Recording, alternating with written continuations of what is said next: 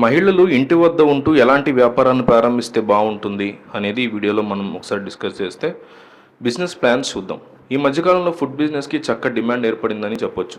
ముఖ్యంగా ready to eat food తినేందుకు జనం ఎక్కువగా ఇష్టపడుతున్నారు.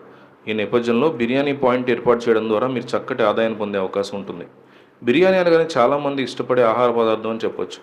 మంచి నాణ్యమైన రుచికరమైన బిర్యానీ కనుక మీరు అందుబాటులో ఉంచినట్లయితే కస్టమర్లు ఎక్కువగా తినేందుకు ఇష్టపడతారు.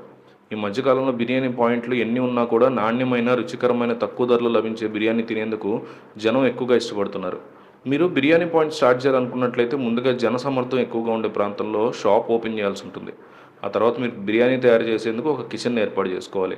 ఆ కిచెన్ మీ ఇంటి వద్ద అయితే సరిపోతుంది, లేదా ఏదైనా ఒక ఆరు బయట ప్రదేశంలో చిన్న షెడ్ ఏర్పాటు చేసుకుని బిర్యానీ తయారు చేసుకున్నట్లయితే ఆ బిర్యానీ మీ పాయింట్ వద్ద తీసుకొచ్చి అందుబాటులో ఉంచి విక్రయించినట్లయితే చక్కటి ఆదాయం పొందొచ్చు. లేదా మీ షాప్కి అటాచ్డ్ కిచెన్ ఏర్పాటు చేసుకుని విక్రయించినట్లయితే మరింత లాభదాయకంగా ఉంటుంది. ప్రస్తుతం బిర్యానీ పాయింట్లలో నాన్ వెజ్ బిర్యానీ తినేందుకు జనం ఎక్కువగా ఇష్టపడుతూ ఉంటారు. అందులో కూడా చికెన్ మటన్ బిర్యానీలు తినేందుకు ఎక్కువగా ఇష్టపడతారు. ఈ మధ్యకాలంలో హైదరాబాద్ నగరంలో సత్యబాబు బిర్యానీ పాయింట్ పేరిట ఒక చక్కటి ఫుడ్ బ్రాండ్కి మంచి సక్సెస్ సాధించింది. ఈ తరహాలో సాంప్రదాయ హోమ్లీ స్టైల్ బిజినెస్ తయారు చేయడానికి బిర్యానీ తయారీకి అందుబాటులో ఉంచినట్లయితే జనం ఎక్కువగా తినేందుకు ఇష్టపడతారు.